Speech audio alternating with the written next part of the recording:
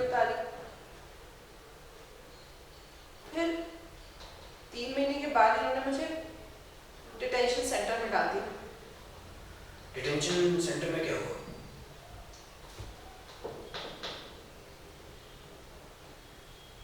क्या हुआ?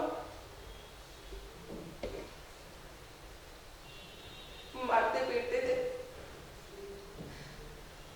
जबरदस्ती नंगा खड़ा रखते थे, हाथ छत से हैंडकफ कर देते थे। 40-40 घंटे ऐसे ही खड़े रहना पड़ता था।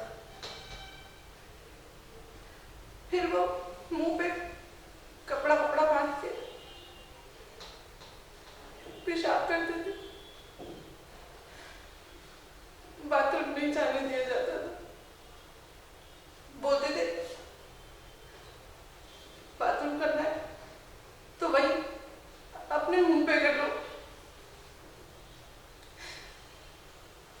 फिर वो रंडी, हमारी बहन रंडी है, माँ रंडी है,